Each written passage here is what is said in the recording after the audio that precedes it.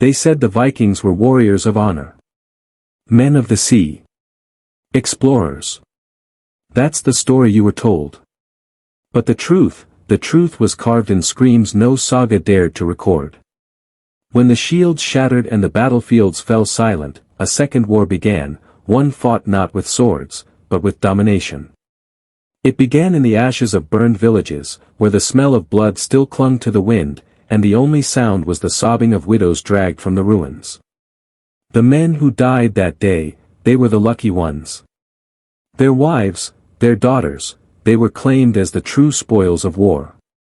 You see, the Vikings didn't just conquer land, they conquered the soul. Their victory was not complete until they had turned the sacred bond of family into a currency of power. They understood something sinister about the human mind, that to control a people, you must first destroy their women. Break the spirit that raises the next generation. Twist love into terror.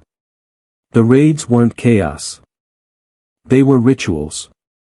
Calculated acts of domination disguised as plunder. The longships that glided across the black waves carried not just warriors, but accountants of pain, men who kept ledgers of flesh and fear. Each captured woman was catalogued, examined, and priced. Her body became a line item in a marketplace that spanned from Norway to the gates of Byzantium. Historians call it trade. But what it really was a system of psychological control built on despair. The Viking elite discovered that terror was more profitable than silver. That human suffering could be industrialized.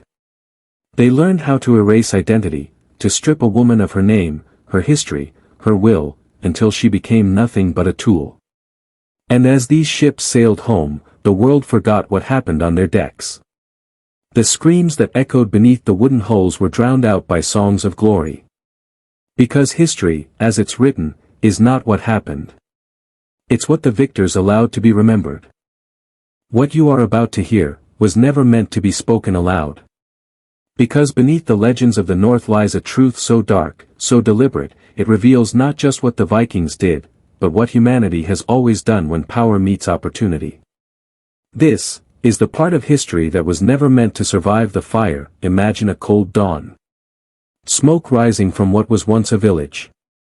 The dead lie still, but the living, they're being sorted. Not by chance, by design. Men to one side. Children to another. And the women, the wives of the defeated, stand trembling in the frost, surrounded by men whose faces reveal nothing but calculation. This wasn't rage. This wasn't vengeance. It was business. The Vikings were merchants of despair, and the human mind was their currency. They called it thraldom. But that word, thrall, meant more than slave. It meant bound. Body. Mind. Spirit. A thrall wasn't just owned. She was reprogrammed. Every woman was examined, teeth pried open, muscles tested, her value estimated like livestock. Those too old or too broken were left behind, often slain before nightfall. But those who still carried beauty, fertility, or strength, they were marked. Not just with ink, but with identity erased. Their names stripped. Their pasts deleted. They were renamed by their captors, sometimes by a single letter or sound, symbols easier to remember than a soul. Each became property, but more importantly, message. Because for the Vikings, domination wasn't about profit alone. It was about rewriting power. The wives of warriors became trophies, not just to humiliate their enemies, but to remind everyone else what resistance cost. Villages that resisted too long saw their women displayed, not hidden. They became walking warnings, their brokenness made public to burn fear into the next generation. The Viking chieftains knew something modern power still understands, that control doesn't begin with chains. It begins with isolation. Women were separated from their language, from one another, from their children. They were transported in silence, forbidden to speak their native tongue. The few who did were beaten, or worse, used as examples. On the ships, they were packed into the holds, not randomly, but strategically. Those from the same region were kept apart. Their silence wasn't incidental, it was engineered. Because silence creates submission faster than violence ever could. The longships that glided across the sea were floating laboratories of control. Each link of iron, each mark on skin, was part of a system designed to study and refine the psychology of despair. The Vikings didn't just build an empire of blood, they built one of data. Records of height, age, skill, and beauty filled their ledgers. They tracked every transaction of flesh with the same precision used for gold or furs. They understood something chilling: to own a body, you must first own its story. And by erasing her story, they owned the future itself. The sea was cold, black, and endless, but not as endless as what waited below deck. There, inside the wooden ribs of the longships, humanity rotted in silence. The women were chained in rows so tight they couldn't lie down. The stench of vomit, blood, and waste mixed with the salt of the ocean, and that smell, they said, could never be washed out of the wood. The chains were not crude. They were crafted, precise, deliberate, almost beautiful in their cruelty. Iron collars linked by thin, flexible rope or metal designed to keep the captives alive just long enough to sell. Each link calculated, each restriction tested by men who understood how much the human body could endure before breaking. But it wasn't just physical. The Vikings weren't brutes without intellect. They were engineers of submission.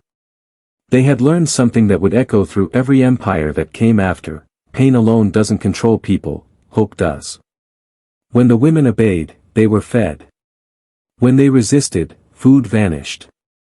When they screamed, silence was forced upon them. Some were told lies, promises of freedom, of reunion with their families. A psychological trick to keep them breathing, to keep them invested in their own enslavement. The slavers used the oldest form of mind control, alternating cruelty with mercy. One guard would offer a sip of water after another's beating. One kind word after an hour of horror.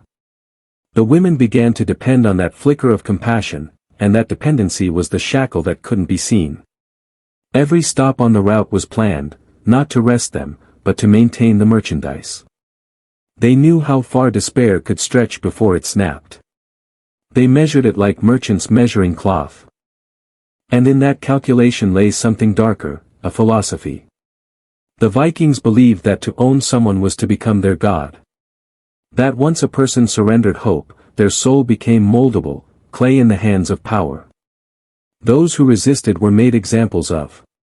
Some were branded on the face, others burned alive before the others, not just to punish, but to teach obedience through terror. The message was simple: survival only belongs to the compliant. And yet, within that cruelty, a new kind of silence formed. A silence so deep it became collective, an unspoken language of trauma that would pass from generation to generation. That silence still exists. It's in our history books, written as expansion and trade. But listen closely, between those lines, you can still hear the echoes of chained women whispering across the sea.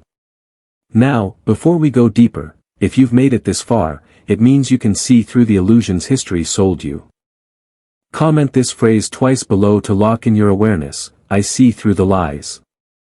I will not look away. Write it twice, not for me, but to mark the point where you stop being an observer, and start becoming awake. There were no temples in this part of the Viking world. No altars of stone, no priests in robes. Their rituals were made of flesh. Their gods were fed not with prayer, but with ownership. In the aftermath of conquest, the Viking elite created something far more sinister than battlefield victory: a system of human engineering. The captured women, especially the wives of warriors, were not just slaves. They were vessels. Instruments for the continuation of dominance. In their halls, those cold, timbered structures where chieftains feasted on mead and blood, women were divided again. Some became breeders. Some became house thralls. And a chosen few were reserved for the rituals of the bonding nights. Nights where Viking leaders would symbolically absorb the conquered bloodline into their own. It was not ceremony. It was psychological warfare wrapped in superstition. Each act was documented, in carvings, in runes, in whispered stories meant to remind their own people, our gods favor those who conquer the womb as well as the sword. The wives of defeated men became a living scripture, rewritten to glorify their captors. But behind the myths of Odin's will and Freya's tears, something far colder was happening, the creation of social control through trauma. The children born from these unions grew up in confusion, half of one world, half of another, belonging fully to neither. The Vikings knew this. It wasn't coincidence. It was calculation. They understood that identity could be fractured, and a fractured people are easier to command. Those who tried to preserve their old customs, their old gods, were punished. Those who assimilated were rewarded. This was the machinery of empire long before the word empire was ever spoken. And within this dark design, a deeper truth was hidden, that domination doesn't require chains forever. It only requires generations who forget they were ever bound. The Viking mind mastered this. They didn't just steal women, they rewired the consciousness of entire cultures through them. That's the true horror. Not the raids. Not the deaths. But the quiet genius of oppression so deep it disguised itself as heritage. Today, we call their descendants kings, explorers, and founders. But buried under that lineage is the echo of every woman who lost her name to make that bloodline possible.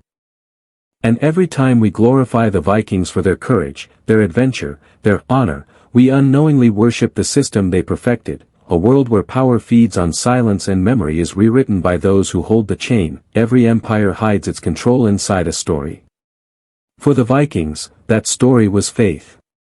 They understood something that modern institutions still use, that mythology is the most powerful form of mind control. A sword can cut a body, but a story can make a man kneel forever. When a Viking raider dragged a woman from the ashes of her home, the violence was not random. It was ritualistic. She was told that Odin had chosen her fate. That her suffering was divine balance, that her submission was part of the god's plan. To resist her captor was to defy the divine. To obey was to serve eternity.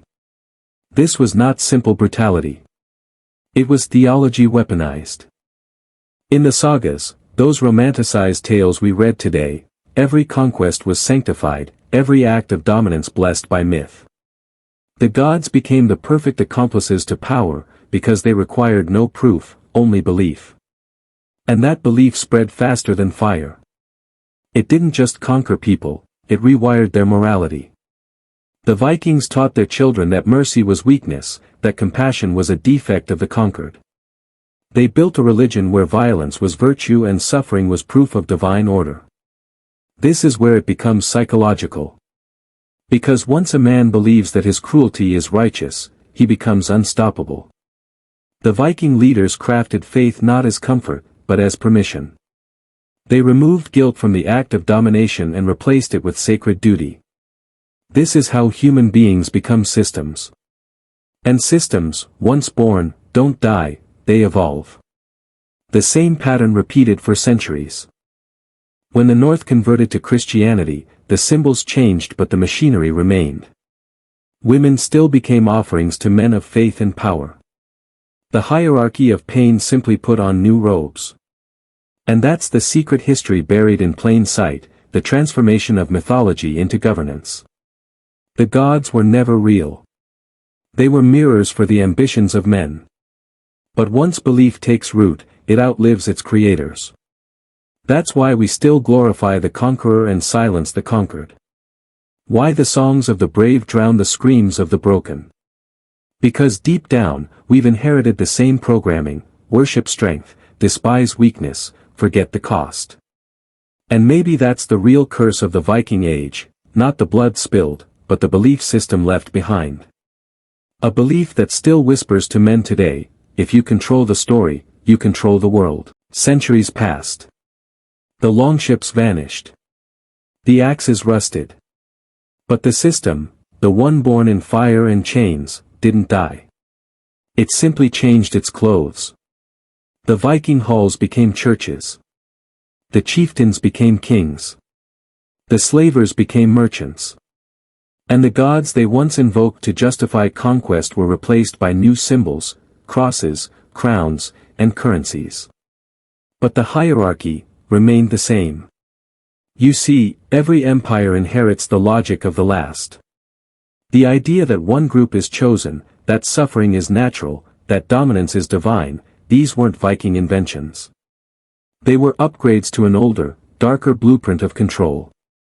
It's the same blueprint that tells a peasant he must serve his lord. A worker that his boss owns his time. A nation that war is peace. The genius of the ancient world wasn't in the brutality itself, but in how they made people believe it was necessary. When the Vikings marked women with symbols of ownership, they were testing a formula, how far the human mind could stretch before it snapped. And when it didn't snap, when submission became routine, they learned the most profitable secret in history: if you can convince someone that their suffering has meaning, you can control them forever. That belief didn't die with the sagas. It evolved into doctrines, laws, and rituals of obedience. From monasteries that silenced women in the name of purity, to monarchs who claimed divine right to rule, to modern corporations that measure human worth by productivity, it's all the same ancient machine wearing a new mask. The Viking raids never stopped. They just went global. Today, conquest happens on screens and contracts, not battlefields. The chains are invisible now, made of debt, desire, and distraction. But they still do what they were designed to do, to keep the powerful insulated, and the rest pacified with illusion. And here's the cruelest part: most people will defend their captors. Just as the thralls defended the gods who justified their chains, we too defend the systems that quietly own us. We call it progress. We call it freedom. But the silence feels familiar, doesn't it? The Vikings mastered domination through fear and faith. Today, that same mastery is achieved through belief and convenience. It's the same shadow, different century.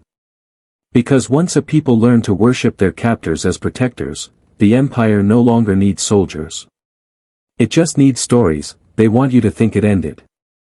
That the Viking cruelty, the chains, the screams, the domination, belonged to another world.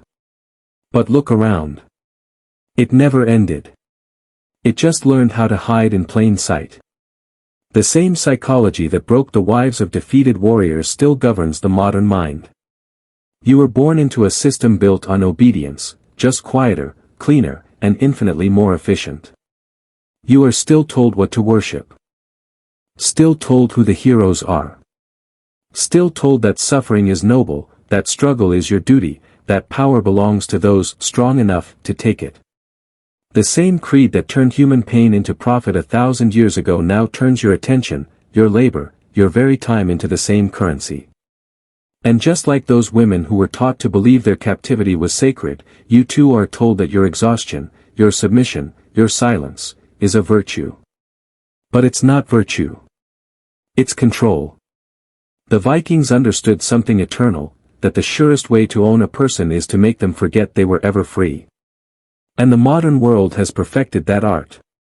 They've built temples of distraction, glowing screens, endless entertainment, ideologies that promise purpose while quietly harvesting your will. You are not chained, but you are contained. The faces of power have changed, but the ritual remains. The few rule through myth. They sell you the illusion of choice while they write the narrative that defines your reality. That's the modern raid. That's the quiet conquest. But here's what they fear most: awareness. Because once you see the pattern, once you recognize the shadow, it can no longer control you.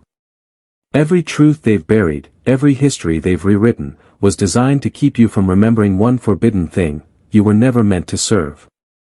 The wives of those fallen warriors, the ones whose voices were stolen, they are the ghosts in our DNA. Their silence built the empires we now live in. But silence can be broken. Their pain can become your awakening.